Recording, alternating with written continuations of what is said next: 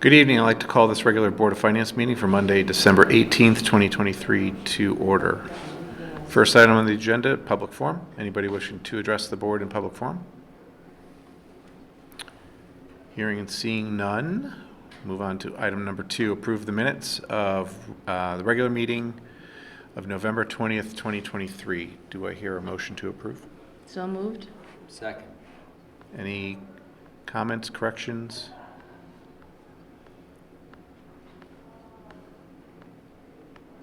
I did not see any on my end. Didn't see any online. Call a question? All in favor? Aye. Aye. Any opposed, any abstentions? Okay.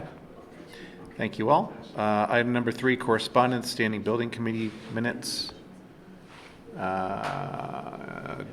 Chairman David DeMeo is on. Good evening, David. I'm going to open it up to the board as far as any questions for the chairman. I believe we have an item on the agenda this evening that is in regard to 595 New England Road. So I don't know if anybody has any questions, but there's quite a bit of discussion about that increase of the project in item number 11 on page, whatever page this is, 5, I guess. I have a question, but it's not related to the Baldwin project. I don't even know if it's a question as much as it is. On 595, or is it on the Baldwin project? No, it's on the kitchen. It's on the kitchen. Okay. Yeah, go ahead. I guess I don't understand the change order number 3 for $12,714 for a new hand sink. It seems to me like the hand sink should have been part of the design project as well. You know, it's under the health department, so it seems, I find it hard to believe that it wasn't part of the design. It's a state regulation, so I'm wondering why it wasn't caught. There was a hand sink in the design, and there is a hand sink in the kitchen area. The issue was that the Board of Health came in after reviewing the drawings and determined they wanted a second hand sink in the serving area so that the workers didn't have to leave the service line, to go wash their hands in the kitchen and come back through to the serving line. In the opinion of the Standing Building Committee and the design team, this was a legitimate change order, and the numbers were fair in our opinion to install the sink, water supply, drainage, the fixtures, and what have you. Had it been in the design, the town would have paid for it as part of the bid process. So we thought it was fair, and since the health department had an opportunity to look at the drawings prior to bid, we felt that it came out of left field a little bit in regard to the project. So with that information, we thought it was legitimate change order and that it should be funded. I'm not questioning the legitimacy, David. I'm just wondering if with the health department, is it a requirement from the health department, I guess is what I'm really trying to get at. Is it necessary, or could they have gotten by with just the one sink? It's authority having jurisdiction. So whether it's a building official or a fire marshal or a health inspection, as soon as the authority having jurisdiction over that particular issue, they say this is what they need, that's required. So wouldn't the architect or the designers have known that? Not necessarily, and that's where there are times where you have a contingency in the project to make sure you cover anything that is either called for by an AHJ, authority having jurisdiction, or if there's a miss in the design. So I wanted to just reiterate that there was a hand sink with the design, and the health department had an opportunity to look at the drawings prior to going to bid. The contractors bid the drawing at the time of final inspection. or close to final inspection, rough-in inspection, somewhere along that line, the health department determined they wanted a second sink. You can't argue with them at that point. We have to move forward and do it. So there was a hand sink in the design. I don't think it was a neglect on the part of the design team, especially when the health department had a chance to review drawings before bid. I'm just gonna, it's a good question. On change order number 2. How about it is, yeah. It's- On change order number 2, that is before that, there's another change order that had come up about gas piping. If you look in the middle of it, it indicates the change order cost was reviewed thoroughly by CES, and they believe the proposed cost is not a premium cost, but is the same value. The issue is that you have a contingency to cover anything that's whether it's an owner ad, a design miss, or something that's unforeseen. So there's 3 different avenues that you 3 different categories. that you categorize for contingency. The concern is when you have something at the end of the project that it needs to be added and was missed, and now there's a premium cost, meaning there's a markup of 20-25% by the contractor. This was caught well before there was a, now we gotta repipe plumbing, we gotta do this. Yeah. So when you see premium costs, that's the biggest concern. When it's just the cost of it and it's considered fair, it would have been in the project anyway. So that's where the building committee looked at it and thought it was a fair ad, because it wasn't costing the town a premium amount over, which could happen when it's late in the game, too late in the game. Luckily, the health department had a chance to look at it and provide their comment, so. Mr. Chairman? Yeah, go ahead. Similar questions came up at the Board of Selectmen meeting this morning, particularly Oh, around the installation of the gas piping to MAU-1 on the Yeah. roof. There was at least one member of the board who was astounded by the fact that we didn't know this, that you needed to get gas piping to a unit up there. And how did that get missed? Mm-hmm. Was that a flaw in the engineering design documents, or how did that happen? That was the question, so. Mm-hmm. It could be a flaw in the design documents. However, we look at a couple of different things. One, as Mr. Ailes alluded to, we look at the value of the change order and make sure that after the fact we're not overpaying for the installation of the item. In this case, the architects and engineers reviewed the change order, scrutinized it, and determined that the price was a fair price, so the town would have paid that price had the gas piping been on the drawing. The second item that we have to wrestle with is, so this work was already done and approved. Our work was done in the field before it came to the standing building committee, and there's the rub.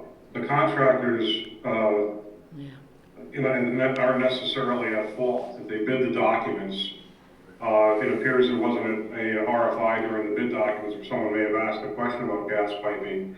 So the work is done. The contractor deserves to get paid.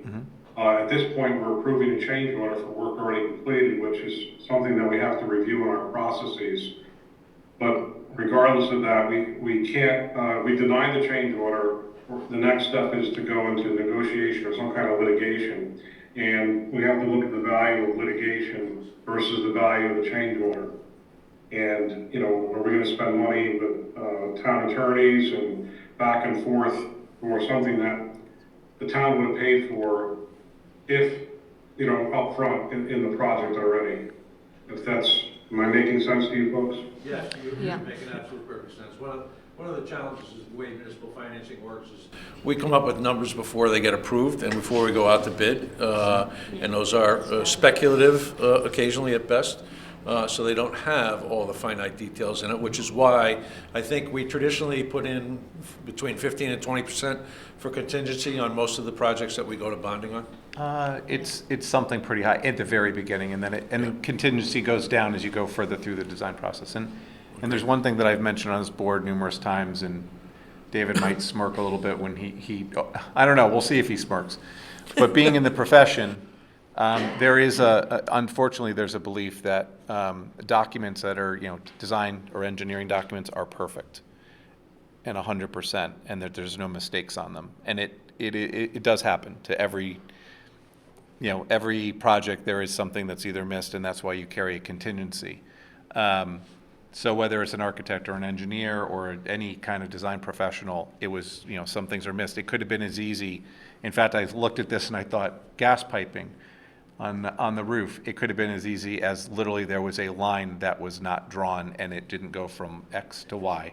And that was it. That's your gas piping that cost, $12,000. So who owns that? So do you pull it out of the architects and say, well, you pay for $12,000, it comes out of your fee? Or the engineer, or the contractor, or whoever is the professional doing it. So that's what the contingencies are for. Whenever there's no contingency, you got to walk away from a project because there's going to be inevitably something that comes up, whether it's behind a wall, whether the owner asked for it, or it's just an error or omission. So So if I can just assure the finance board that the standing building committee has scrutinized these, and we've had a lot of discussion on these change orders. At the end of the day, I think we've made the best decision for the good of the town for a lot of reasons. But I also want to remind the committee that on a $1.5 million project, the total change orders were 2.9%, And that's, which is very, very reasonable. And several of the change orders were owner-driven. One of the change orders in particular, which was quite extensive, had to do with inadequate as-built drawings. That had to do with the sanitary line. Sanitary line was shown in a particular location in the slab and at a particular depth below the slab. And when the contractor cut the slab, dug down there to the right to the proposed elevation or supposed elevation, there was no sanitary line. It happened to be about 10 feet in one direction and about 4 feet deeper. That's a terribly unforeseen condition. That's part of that 2.9% change order, total change order on a $1.5 million project.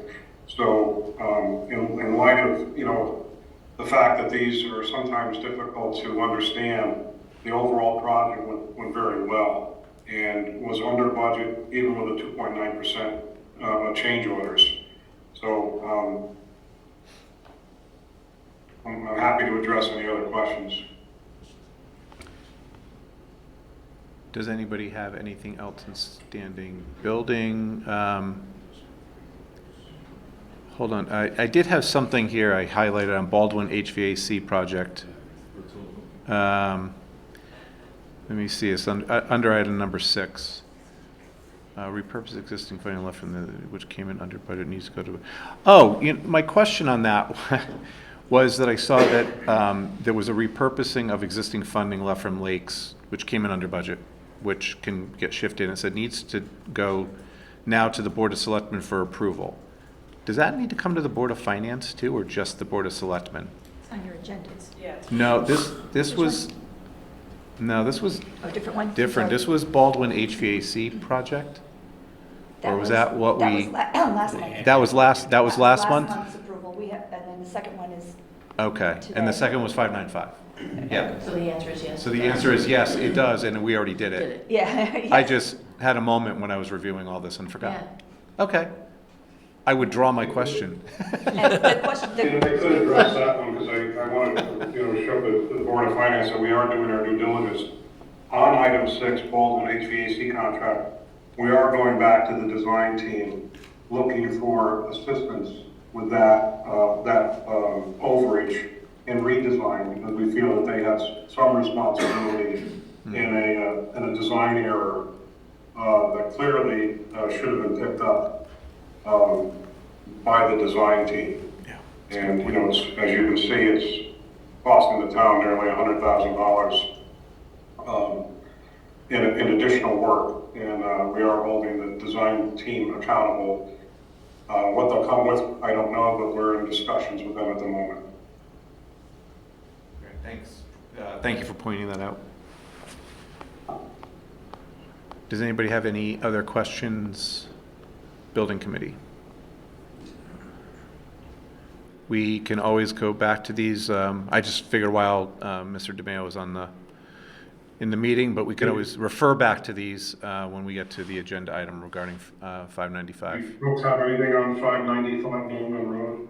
I know you're going to bring it up later in the discussion.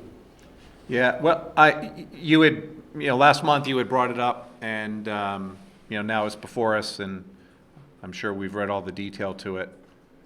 And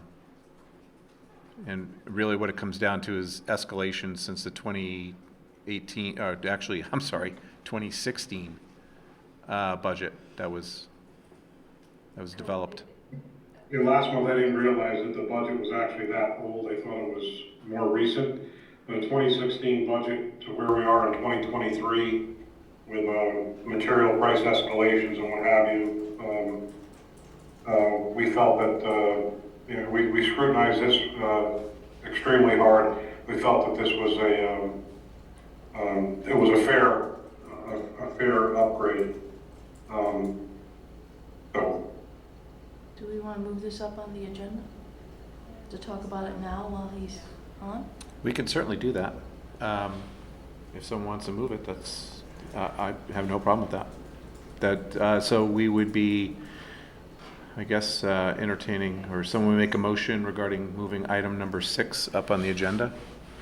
I'll move that we move item 6 up on the agenda up to where we are now in the correspondence section, 3.1 of the correspondence section. Okay. We can do that, yep. Okay. All in favor? Aye. Aye.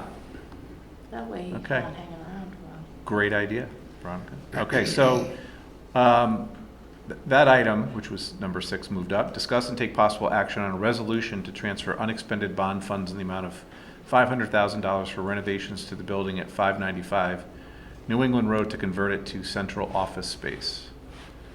There was a Board of Finance resolution that was attached in a summer. Oh. Scrivener's error. It was originally $500,000, but it's the resolution is actually $630,000. Oh, The original request 630. was, the original request was 630. for $500,000 I'm before sorry. the numbers were Yep. scrutinized. And Yeah, I was just reading it right from the. I know, that's right. Yeah, thank you. Yeah. So the Board of Finance resolution reads, resolution to transfer unexpended bond funds for renovations to the building at 595 New England Road to convert it into central office space. Be it resolved that $630,000 of unexpended bond funds is hereby transferred to pay for the renovations. Basically what I just read. And be it further resolved that the $630,000 shall be transferred from excess bond funds as determined by the finance director.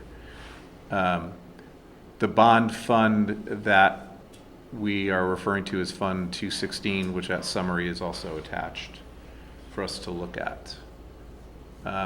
Mary Jane, do you want to add anything to that, or do we want to just continue the questioning? Or any comments? I mean, we provided, Plenty of backup. plenty of backup from Cliff. Obviously, Dave can answer any additional questions that you have. Similar to last month's resolution, because of the difference in the projects, we do have to have official Right. approval by both the Selectmen and the Board of Finance before you. The funding is available in the line from the HVAC project to support the expense for this. So that is our recommendation.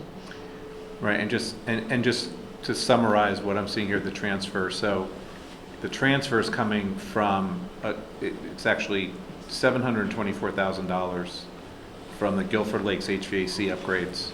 It's Is it- 630, the well- 94 was from the last That's what I was going to Yes, say. okay, sorry. Go So ahead. there was I'm sorry. 724 that was left in the amount for that project. 94,000 had gone to the Baldwin HVAC upgrades and it was transferred, and now this is the request for 630 to New England Road. Correct. Yeah. David, would you like to add anything further regarding this? I don't have anything further to add, but if someone needs clarification or anything, I'm happy to answer or attempt to answer. Okay.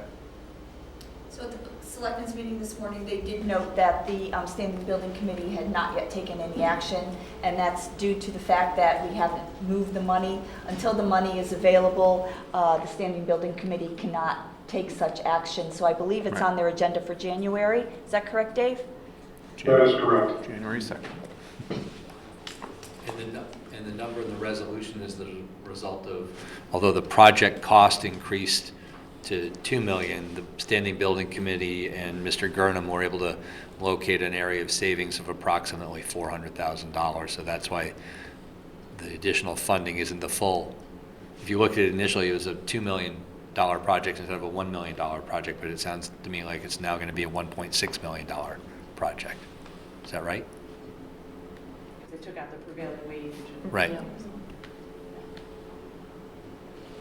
That sounds Yes, correct. after removing the prevailing wage requirement and some value engineering items, we were able to bring it down to the 1.6. And the 0.6 is what we're moving, assuming we Correct. adopt to resolve it, Exactly right. is what's. Yeah, the original balance, as you can see, was 972, so. Rather than go back and forth, I'm just going to ask the question between all the commentary here. That 630, assuming adds what we just talked about, contingency. So that's all built in. And I was wondering what any kind of contingency, what the percentage of contingency was on that. I believe there's a 10% contingency. I'm going back to It's it right now, just. stated in Cliff's Cliff's email. note, yep. What email is that?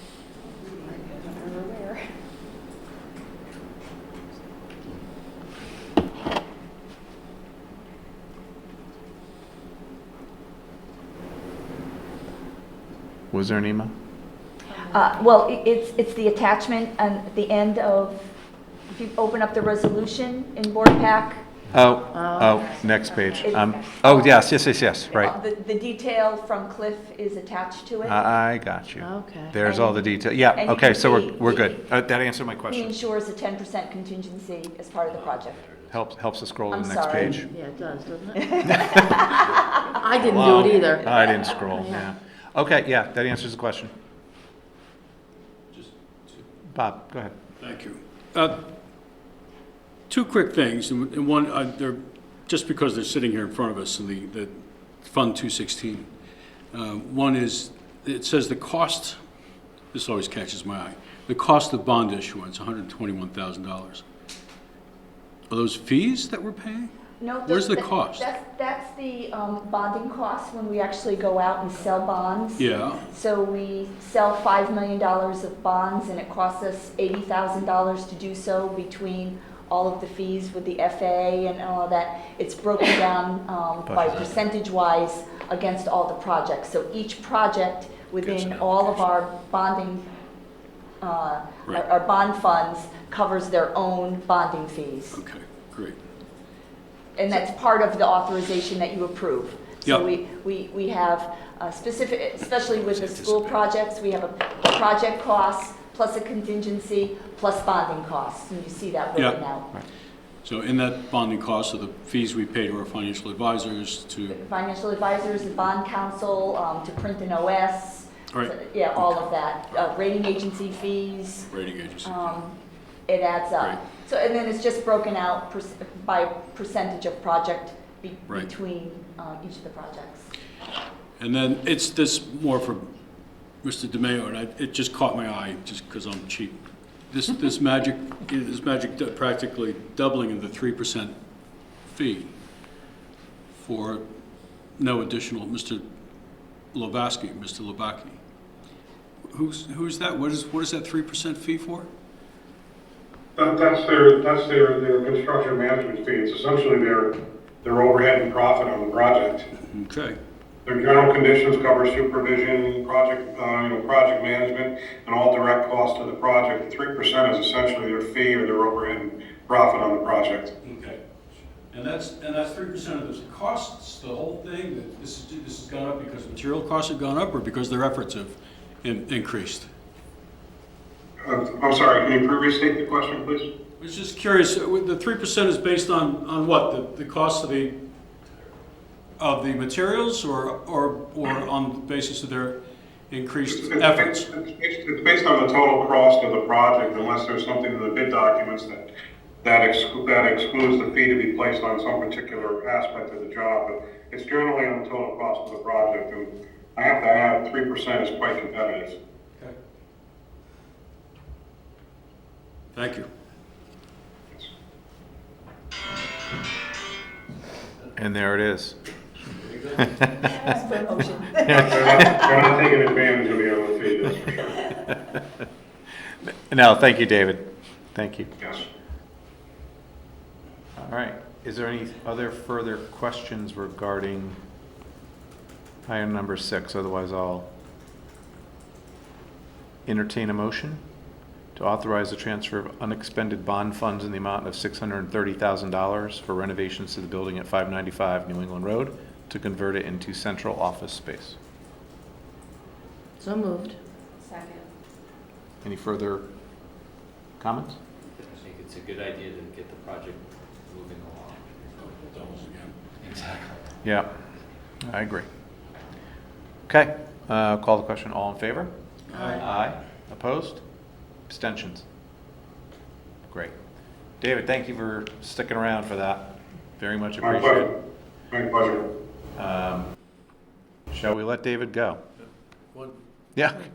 Not, the first selectman will not let you go yet, David. Right, you were party to the same email, Dave and I. David asked a question about how Yes. we manage the town projects after they've been approved by standing building. Progress payments and check-ins with standing building has been a traditional routine for Board of Education, but has not always been the same on the town projects. Now, we don't have as many as they do, so it's not as frequent an interaction with them. But I think the chairman, myself, and Dave will be getting together to have a discussion about extending the same kind of requirements or arrangements. I don't want to call it requirements, because the requirements are pretty well listed out in the Board of Finance's rules and regulations as to what goes to Standing Building Committee. But it has, I think, become common practice, Dave, over the years, that the Board of Education projects are a larger, be somewhat more complicated occasionally, and happen more frequently. And the Standing Building Committee works with Cliff and his team to do progress check-ins as the project goes along. So Dave rightfully raised the question, how come we don't do that on the town side? So I think the three of us will probably sit down at some point, maybe after the holidays, Yeah. and figure something out. Yeah, develop a protocol of some sort. Yeah. I agree. Yep. But Dave makes a good, And Dave, thanks for bringing that to our attention. I think it'd be good to equalize it, or at least come to a. well, we just want to give Dave a little more work. Yeah. We want to do our service to the town. I know that, It's just kind of dawned on me that we don't see a lot of projects, or ones that we approve, and all of a sudden we never hear from them again. Payments are being paid, and there's really no oversight. Yes. And thank you for the willingness to dig even deeper into those projects. Thanks. And I will say before you go, on behalf of the board, based on this discussion, I think it's, thank you for what you've done, and the building committee for all these projects. Obviously overseeing them and the contingencies and deciding all the different nuances of these projects so it's in the best interest of the town. Hasn't been an easy run. It's our pleasure. That's what we're here for. Especially the schools, had a lot of projects in the last few years. Yes. Yeah, very numerous. Okay, thank you, David. Have a wonderful. You're welcome, Tom. Have a safe and healthy holiday, everyone. You as well. Merry Christmas. Okay, take care. You too. Item number 2, under correspondence, pension committee minutes and investment report. I read something that I just wanted to get some clarification on, pension committee. At the very, very end, and I was trying to figure out where I might have missed it or something, I wasn't sure. It said, last paragraph, Peter expressed concerns about town going back to defined benefit plan only. What was that in reference to? Going back to the defined benefit, was it just a question that was raised about possibly going back to defined benefit? Yeah, well, you guys appointed a couple of members to talk about the potential Firefighters. With the fire, firefighters. oh, is one of them. defined benefit, okay. Yeah, I think Peter was looking at it holistically. Yeah. So. Yeah, it was just that one-off statement that threw me, so. Right. And- Okay, now I recall it. For those of you who pay attention to municipal developments, there are more and more police departments across the state of Connecticut going back to defined benefit plan for retirement benefits. There was at least one or two that have been announced in the last month. So we will be looking at it. We have to look at it in order to stay competitive with to get the kind of officers we want to be working for us here in town. And as you know, the fire department is nipping at their heels. They will look to get anything and everything that police does, which is the genesis of this committee, which was health benefits upon retirement until they reach Medicare eligibility. Great. Thank you. Anything on the investment report? Or we can go to item number, we can go to item number 3, OPEB. Minutes or investment report? Okay. If nothing, we'll move on to item number 4, and that is review and accept report of expenditures for the Board of Education for November 2023. And this evening, I believe we have on Zoom, we have Noel Petra. Good evening, Noel. Hi, everyone. Thanks for having me. Appreciate being here. And also Linda Trudeau joining us by Zoom. And by the way, all of this is due to Linda's amazing efforts. She is excellent at what she does, and we are lucky to have her. Here. Noel, take it away. Same thing with. All right. Well, the expenditures for the month of November 2023 were $5,179,382.33. Expenditures and encumbrances through the end of November were 37.44% of the budget, as compared to 38.21% in 2022 and 23, which is last year. Revenue for November 2023 was $26,912.26, which includes $317.80 for non-resident tuition, $20,000 for the magnet transportation grant, $2,000 for Medicaid, and just over $4,000 for the pre-K tuition. All said and done, our costs were equal to, or mostly actually lower than they were last year at this time. And the warrants that we are submitting, that we went through in detail in our meeting earlier this last week, the warrants we're submitting is a total of all payments for the months listed alphabetically. The total payments for the warrant are $2,435,222.48. That is the report. Excellent. Thank you, Noel. Questions from the board? We did receive a tuition report before our meeting today. Thank you, Linda, for sending over. Yeah, sorry it was a little late. We all have it on our screens now, so all good. The only change on the tuition report, when we filed for our excess cost reimbursement, we were told by the state that you have 3 students, excuse me, that are currently in a program that is not approved. So we won't get excess costs for them until they become an approved program. We don't know exactly when that's going to happen. So that change right now took out about $59,000 of excess costs that I wasn't originally anticipating receiving, that we won't be getting right now. We'll get some portion of it if it's approved before the end of the year. Will it be approved, will it be within this current year, the approval? I'm hoping so. There's a pending approval. They're finishing up the final paperwork, and then it's got to go to the commissioner for her signature. And once she signs it, then we can start claiming it as a reimbursable tuition expense. Okay.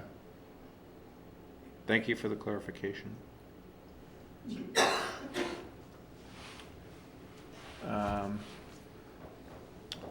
Let's see.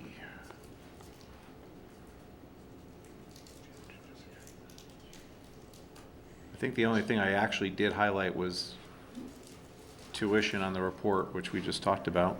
That it is trending lower than last year, but we also had I think we had a higher budget this year, so. Yes, we did. Oh, I also noticed, under purchase services, travel was, it was much lower than, this time, well, it was much lower than where we are in the year, last year, and much higher than it is, this year. Just wondering with the travel, percentage, why that was higher. There's two things that are driving that. One is we have a lot more staff that is moving between buildings, so we are reimbursing them mileage because they work in both buildings. And then the other piece of it is there's a travel stipend that is part of Dr. Freeman's contract. And last year it got paid to a different account and I moved it more towards the end of the year. But this year it was paid out of the travel account. So that's the timing difference for that piece of that. Oh, okay. So that 17 or 18% last year would have been higher? Yes. Yeah, okay.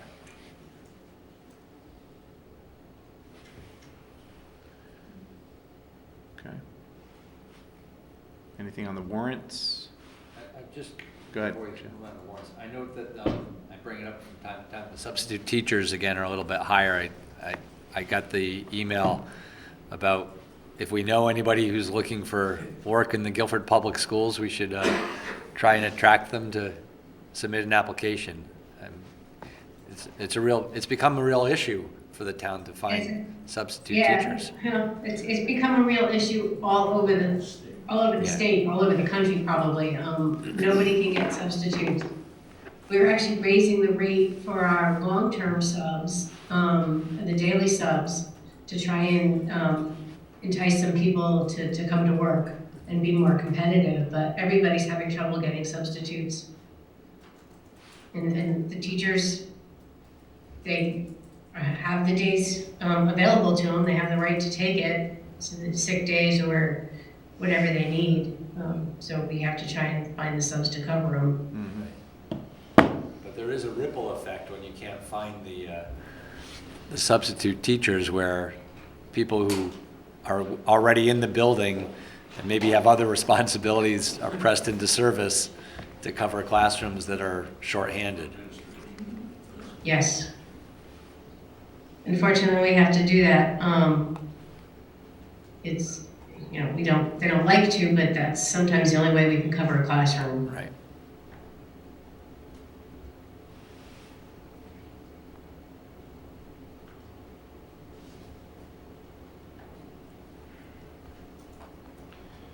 I'm just making some notes on my end that I think we're going to have a few items under new business, and I thought maybe it would be appropriate now, rather than bringing up under new business our joint Board of Finance, Board of Education meeting, would make sense to bring it up now. Because we did have a joint meeting with the Board of Education prior to our regular meeting this evening. It triggered it when you talked about the substitutes, because that was one of the discussions that we had. And Linda and Noel, I know you're aware of these items, but I'm not going to go into any detail, but Dr. Freeman and members of the board had met with us in our first meeting this evening, out of two joint meetings. The next one will be next month before our regular meeting. And it was brought to our attention that the board has met with the senior leadership and staff and department heads and principals, and also had a public hearing regarding the budget. And there were a few driving factors that were brought to our attention, including athletic support that was really brought up from the public. And it appears that possibly with this budget, all of varsity sports, with the exception of crew, would be funded fully, but that is, again, yet to be discussed and proposed by the superintendent, but that looks like it's the direction that it might be going. Safety, security was brought up at the schools, both in terms of monitoring and staffing, as well as infrastructure investments. I won't go into too much detail on that, but that is also a driving factor in the budget. And also, as Dr. Freeman said, the first time in a few years that instruction has really started to, an increase in instruction. Usually it was issues that were non-instructional that had to be addressed, whether it was insurance, benefits, other issues that didn't affect the classroom. This year, it looks like there's some restructuring of coaches, some state mandates, some special education needs, and some expansion of electives that were brought up. And also, the big issue that was also raised that I just, was triggered was the teacher shortage and substitutes. So there were issues with trying to get staff for those, and the implementation of the 3-year contract, which is over 3 years, 11.25% for the teachers. So that hits this next budget. The one bright spot, which I know Mary Jane knows and Linda knows, is the medical. Seems that it's going to have a reduction. Not going to say anything right now about numbers, but it seems to be substantial, which would be great if it is. If it's not, we'll have to deal with it. But right now, the medical funding seems to be a probable reduction. A couple of bonded projects are being looked at, HVAC piping at Jones and some internet infrastructure work, which would be district-wide. Those would be bonded, and some capital improvements. And then, again, it was just brought to our attention that 6 out of the last 8 budgets that were proposed were under 2, some substantially under 2% increases, and the last 2 were fairly more substantial, and it's probably trending in that manner. As opposed to something under 2, but the superintendent is working on finalizing the budget, and that will be presented to the Board of Education, I think, at their meeting on January 11th, and then we will get it, and then we will have a joint meeting with the board 6 o'clock before our regular meeting, which is whatever date that is, January, I've got to do the math, 15th, I believe, Monday, no, Tuesday, because of the holiday, Tuesday, January 16th, 6 o'clock. There's additional pressures too from some state mandates that are coming down on the schools. The additional requirement to take care of children who age out until their 22nd birthday.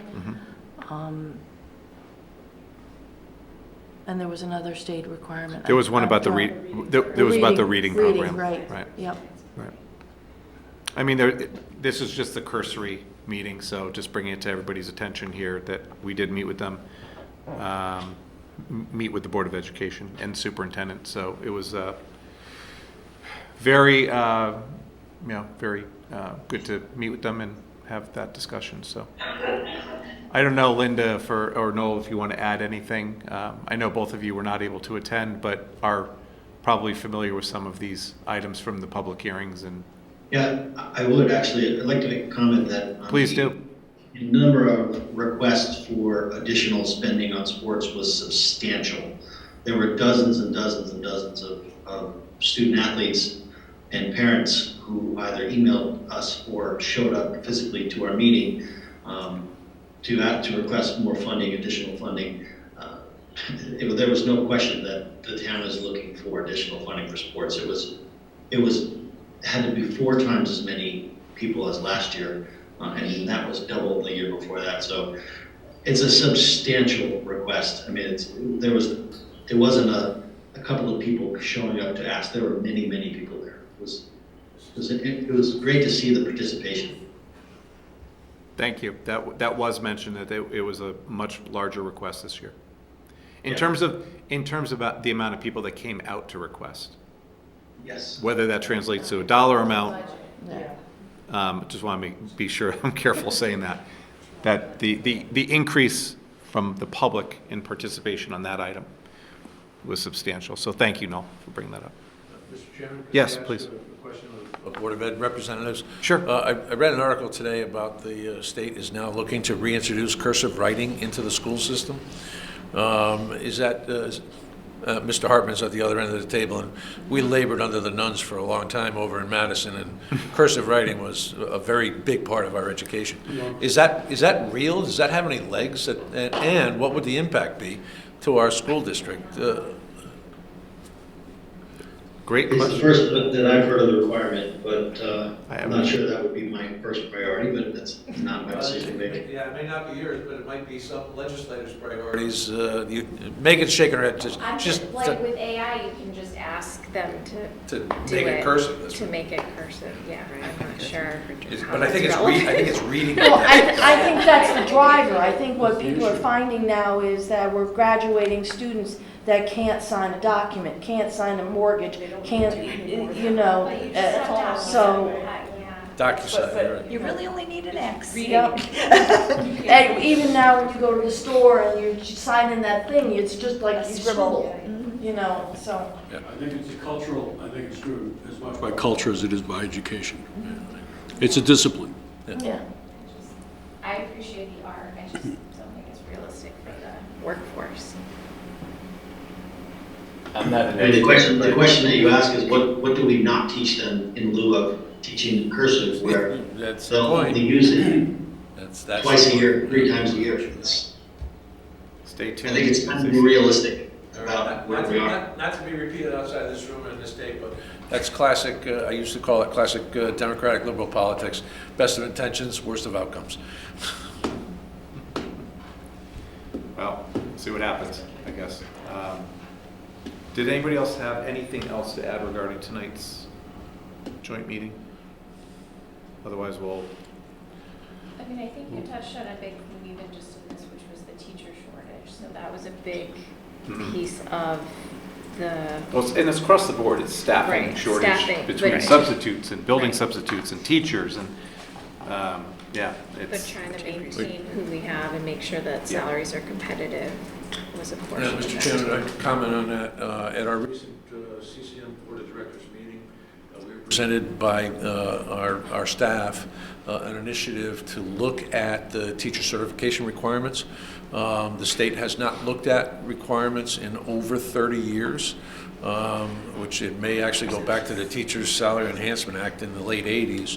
But that has become a plank on CCM's legislative agenda for this upcoming session.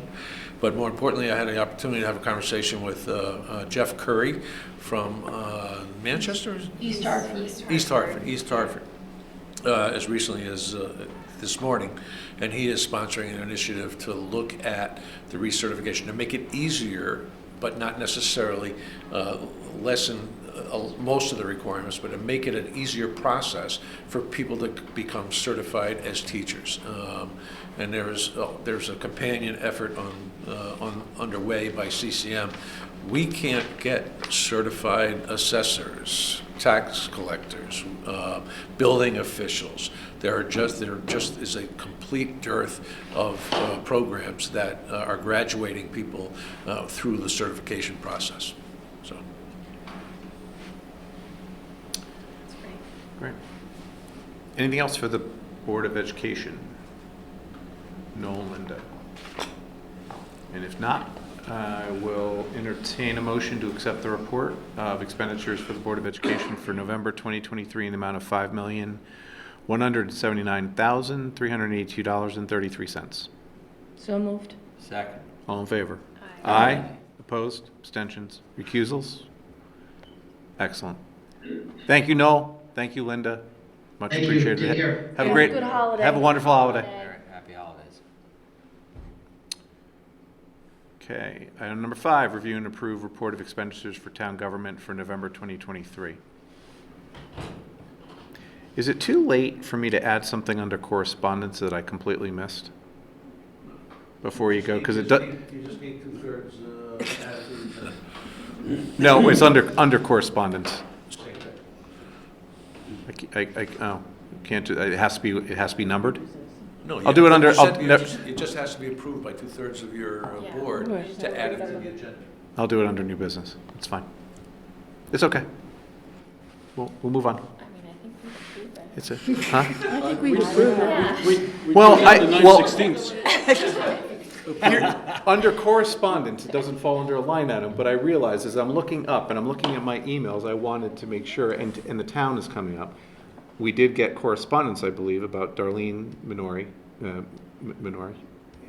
becoming the new Purchasing. manager of purchasing and accounting, and I see that she's on, and I thought that as a board, just wanted to congratulate her on getting that position. I think that falls under review of finance. So I'll, Well, just to eliminate any ambiguity, it I'll certainly move c- that we amend the agenda to Just- add that item as part of the. Just to board- make sure it's as official? part of the review and approve of expenditures for town government for November I could 2023. have done under new business, but, I second that. okay, all in favor? Aye. I think we cleared the 2/3. There we go. Of course, so now I have Well- to, so now I have to talk about it, so. Yeah. If you haven't been in our offices recently, finance has gone through a transition. We have taken on the purchasing and bidding from our town and Board of Ed, or at least the bidding. Darlene has applied for and was chosen to be the new manager of accounting and purchasing. She will oversee most of what she does now, plus all of the purchasing. Her prior position is being changed to an accounts payable coordinator position, and that is currently out, out looking for someone there. Darlene will oversee both that position and the AR coordinator as part of her duties. What we hope to gain is a better and more robust purchasing and bidding process. Darlene has many ideas on how to bring the departments together for better efficiencies, and she is eager, right, Darlene, to get this started. It is a big transition for our offices. I cannot guarantee that next month we're going to, show you bigger and better ideas that we have. Because not only does Darlene have to take on this new role, she has the potential of 2 new employees to teach the position. So our offices are prepared to take on some additional responsibilities during this transition. It's an all hands on deck for the finance team, and we are a team. We all work together. I think we have one of the best teams we've had here in Guilford in a long time. Our employees in finance are dedicated and fabulous. I'm proud of every single one of them. Darlene 100% deserves this promotion, and I know she is going to do a fabulous job and is just an absolute asset not only to finance but to the town of Guilford. And she's probably having a fit because I'm saying this, but so. Thank you, Mary Jane. Would you like to add anything, Darlene? I'm looking forward to the challenge. Our whole department is. Well stated. Thank you. Congratulations. Thank you very much. Let me add something that I know Mary Jane touched on briefly, but to this point, the purchasing function has fallen underneath the legal department. And at one point when Pam Millman was in-house legal counsel, she spent more time working on purchasing. This function is one that I think needs the attention of someone who is going to do some kind of collective work amongst all of our departments to ensure that we are buying smart, we're buying in bulk, where there are opportunities for us to combine the purchasing efforts of various departments. Darlene will be able to spearhead that. That is not in any way a slight on the way the current operation works, but we think it can be done better. And also, the other piece of this is Attorney Barrett's time is probably better spent doing more legal work than doing purchasing work. So, and I think, as most of you probably recall, over the last couple of years, we have dropped our overall legal budget on, I think, the last 2 or 3 budget cycles, based on the reorganization of the legal department. That also includes purchasing. So there will be a transfer of those responsibilities into finance. There will be an additional position created in finance. This is the thing I want to make sure everybody understands to accommodate this. But we have not yet decided if we are going to replace the individual who worked in town, in the selectman's office, who also filled in, answering phones and greeting people when they came to the office and assisting Pete in some of his work. So to be determined what we're going to do in terms of additional support in the selectman's office. So there may well not be a substantial net increase. Thank you. You're welcome. Sorry, I kind of stole your thunder a little bit there. I didn't realize, You had something prepared. I never apologize for speaking about my staff, because Of they're the course, best. Nor should you. Nor should you. Great. Shall we? So I'm done? Huh? Yeah, that's it. You mean, do you want to go over revenues and That's okay. expenditures? Sure. All right. So as of the end of November, we are 41.6% through the year.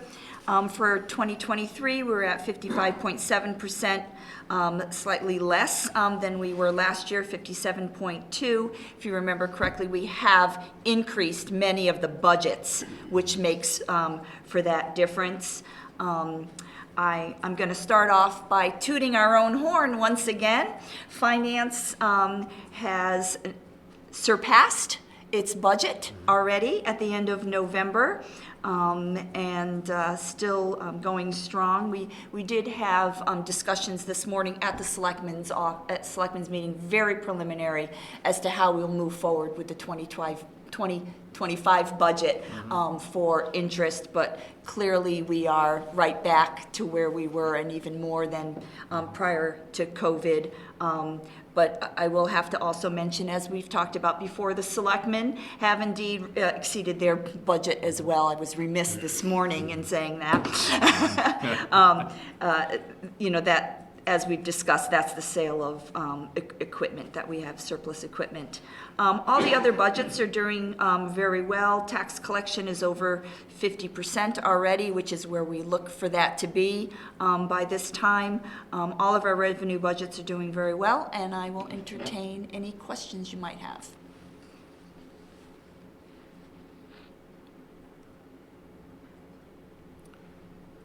Do not have any on my end. Anybody else? Public Works is a lot higher than we had projected. Where was it this time last year? Is there something going on that they're generating It's the more stump dump. Okay. So it's, it depends on usage by the community. Sure. Also, scrap metal. The sale from scrap metal, because I had the same question. Yeah, I believe that the Public Works offices are doing a lot better with the collection and sale of scrap metal these days, and it's bringing in, some additional revenue. And I hear there have been some trees down lately. Yes. The legal brush facility is going to be busy. Yeah, so wait till next month, we'll have even bigger numbers.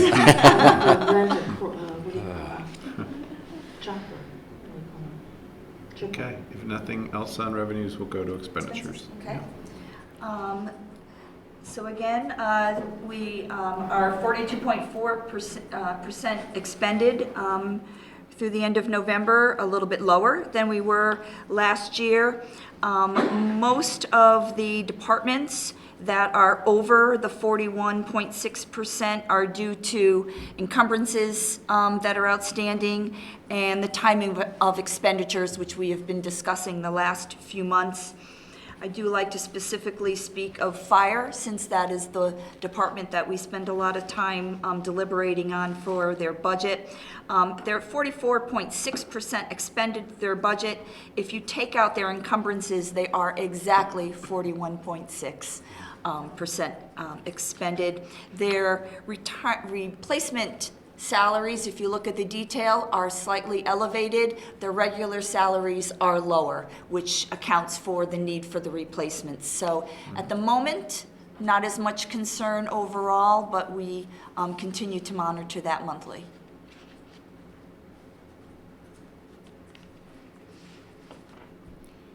I highlighted, they're not huge, but, well, actually, no, I shouldn't say that. Legal. Legal is running lower, just like last year, but much lower. And then the other one I highlighted was economic development. Well, we don't have an economic development So that's- coordinator right now, so the salary line So that's just gonna- is stagnant, right.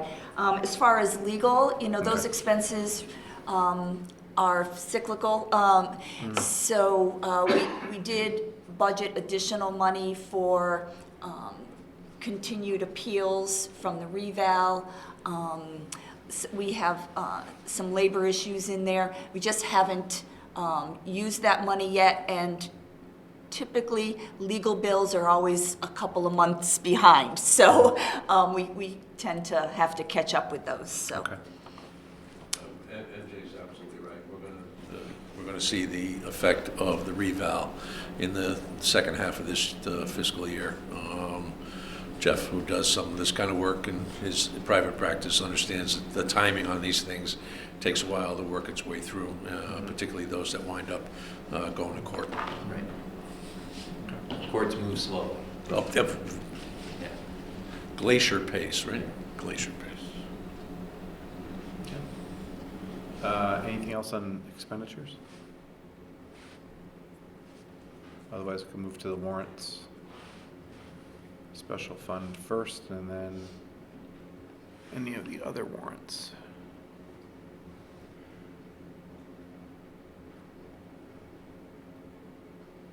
I didn't have any. Anybody? No, I saw the one for the expansion of the pickleball courts at. You better not deny it. I'm They'll not all going to come back deny to your it. meeting. I'm just wondering if it's going to be enough. I mean, I've spoken to many people who are, afraid of what's going to happen with Blaze pickleball at the old Walmart facility when a new tenant comes in. That's going to Market forces will come to bear. Free versus subscription and pay during the warm weather months. Right. There is no doubt that our courts will be filled up.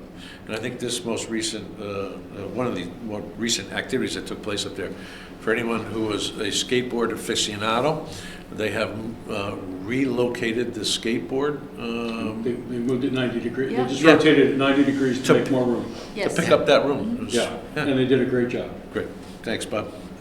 And I know a young man went and presented himself, did a wonderful job in front of the committee to give some pointers after it was done, and he was extraordinarily constructive and highly valued, yeah. That's great. Yeah. Good community participation. That's great. Thanks, Bob.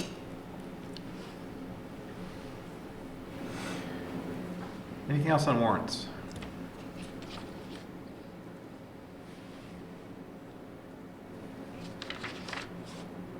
Shall we go to medical? Certainly. So you can see in November, we got a slight uptick from October, again, as our employees start to use up their deductibles. The town then starts to take over additional costs. So it's exactly what we expect to do month over month. As you can see, that 991 is only slightly less than what we average out throughout the years, throughout the months. We are catching up with our payments for stop loss. In the month of December, we'll be paying 2, and then starting in January, we're back to one payment each month. Our HR director at the town and our benefits coordinator over at the school have had some training on the new system that we need to reimburse. If you remember, I explained last month, we pay the full stop loss and then we have to get reimbursed because Anthem and a different company. So we're at $48,000 right now. So we will be starting to put in reimbursements on a monthly basis, and we'll always be behind getting that in, but we are working through that process. At the moment, we are at $48,000 covered by ISL. It's only 3.4% at the moment. We're up 2 people that are total claims over 75, and we're still at the same 2 that are over the 150. As I've mentioned in the past, the projected surplus at the bottom is not a number that we can really put in the bank yet because of the overall, but it is showing 1.3 million at the moment. Okay. So I'll just add, I know you've heard from the Board of Ed, we did speak with our consultants regarding the medical for the new year. Our numbers are very good. We've Linda and I work together. We've taken an aggressive approach at the numbers because we have a healthy fund balance. We are out to bid for the regular medical. Obviously, the bulk of the savings was in stop loss, which we are already seeing. If we receive any change in the medical, it will really be in the rebates that we receive. The claims are the claims. You can't really change those. Admin runs about the same for all the medical providers. So it's really the rebates that they can offer us. So we are looking at that. The odds of us coming back with a change are probably a lot lower than last year with stop loss, but as we promised last year, we will continue to look into those savings and obviously come forward with them when we can. But we're happy to say that, we're getting very good numbers so far. Obviously, we look at those numbers every month, so our medical costs can do this. If we have a really high month, that hurts us. If we have a really low month, our numbers are better. So by the time we finish the budget process, those numbers are going to change from where we are right now. But at least what I always look for, I like to bring our number down, because if our number is lower, so is the cost for our employees, because it carries over. So just want to let you know that we're working hard at those numbers this year like we haven't in other years. Thank you for that update. Anything further on medical? Warrants, expenses, or revenue? Last call. Okay. I'll entertain a motion to approve the report of expenditures of the town government for November 2023 in the amount of $2,288,178. So moved? Second. All in favor? Aye. Aye. Opposed? Abstentions? Recusals? Great. All right, and we've done our resolution, so I'm all done. Yes. Thank you. We go to item number 7, committee reports, building permits. Anything on building permits?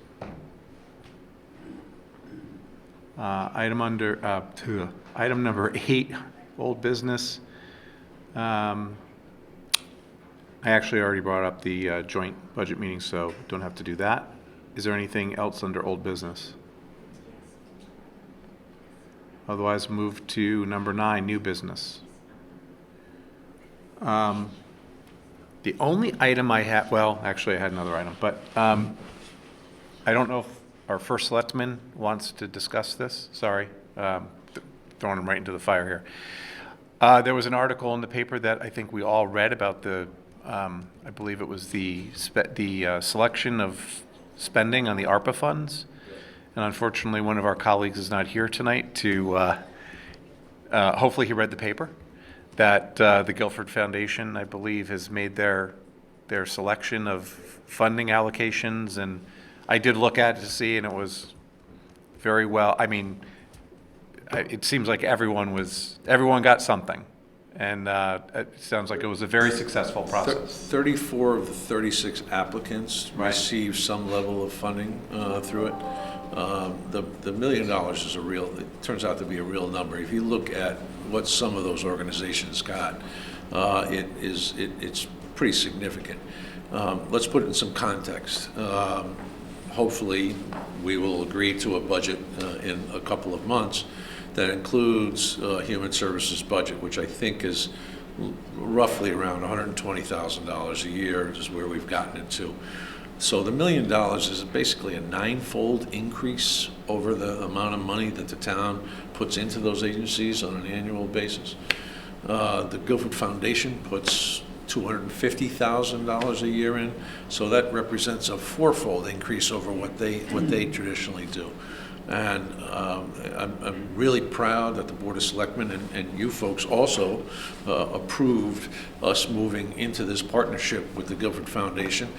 Clearly one of the most trusted entities in town, perhaps more so than some elected officials, but in terms of their integrity and what they do every day on behalf of our community. So the process was a bit arduous for them. There were 6 or 7 of their committee meetings to review the applications in addition to the homework they all did behind the scenes. So I think it was absolutely, it turned out to be a wonderful opportunity. It's a once-in-a-generation opportunity for us to make substantial investments in our nonprofit, particularly in the human services side of the nonprofit world.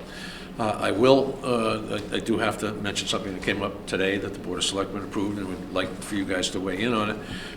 The Guilford, the Shoreline Chamber of Commerce was denied. They were one of the 2 that were denied because they are not a philanthropic or a human services organization. They're not a charitable organization, I'm sorry.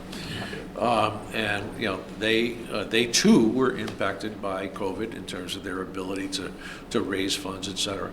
You may recall that early on with the ARPA funds, we gave the Guilford, the Shoreline Foundation $25,000 to do a series of coaching exercises with their members. That project did not take off. It wasn't as successful as we had hoped it would be.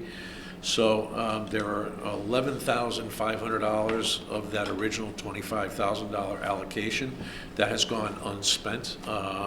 And what the Board of Selectmen approved this morning was allowing the Shoreline Chamber to hold on to keep those $11.5 thousand towards economic recovery efforts and add in another $13.5 thousand. So effectively making it a $25,000 award.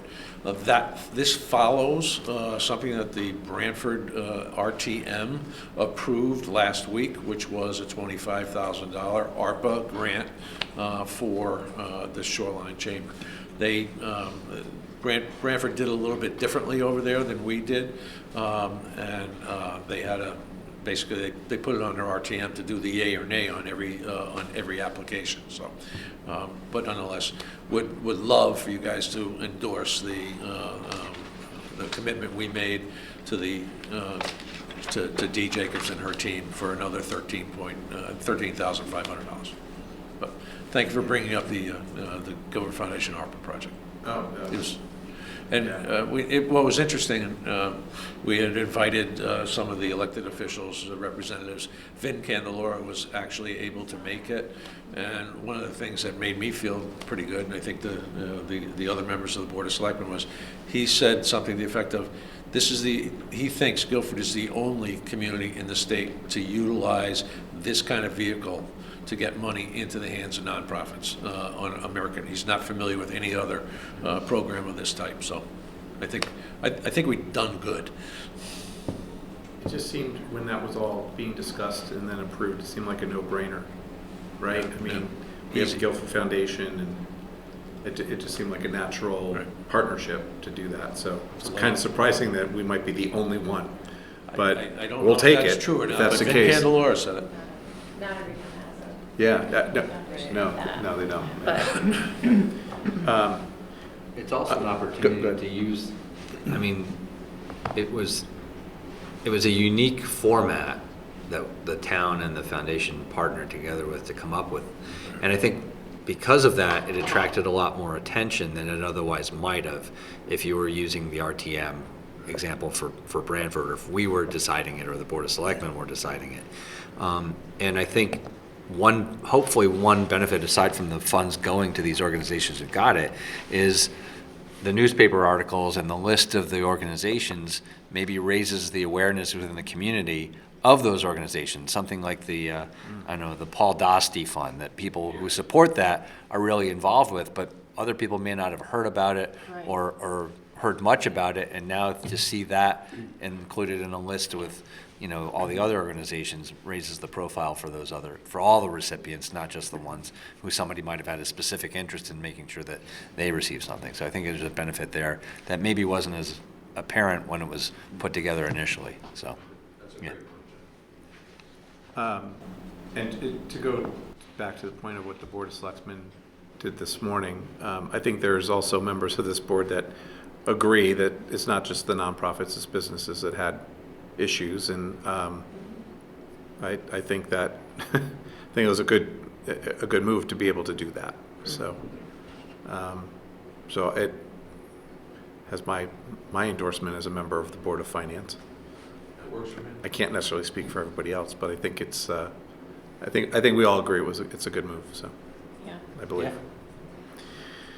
So great, thank you. Anything else under new business? Mary Jane. I just wanted to let you know that we have set the dates for our budget presentations for the operating budget for town. It's going to be a busy January 16th. I heard you mention that date for the Board of Ed, I believe. So we're, the morning of January 16th is Well- actually a regular Tuesday, January 16th. Oh, that's Because it's Tuesday, because Monday is. Right, that's the So night, it's Tuesday that's the night of our Board of So it's Finance, the yeah. 16th. It happens to be the morning of Board of Selectmen meeting, but at the end of their meeting, they're going to start the presentations, get through as many as they can on that day, and then follow up and finish on Wednesday, the 17th, starting at 8:30 as well. So if you can put those dates on your calendar, you can participate online through Zoom or in person. 16th and 17th, yeah, that will be a long day. Maybe just hang out in town hall, but. Don't bother with your day job that day. No, that's okay. Yeah, maybe go to a Board of Selectmen meeting, what the heck? There you go. Come on down, we love to have you. Great, thank you.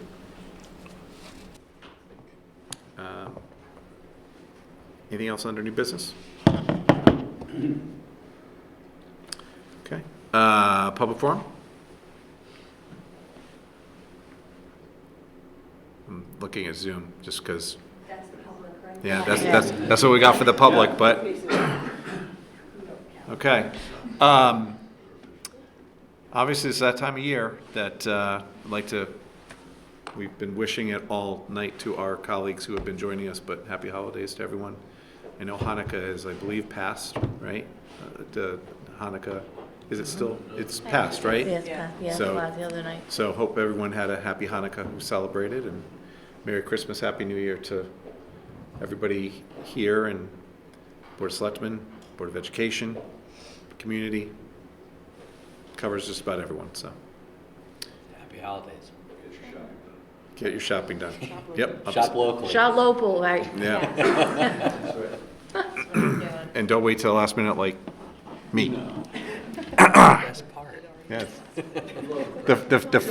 I love the pressure.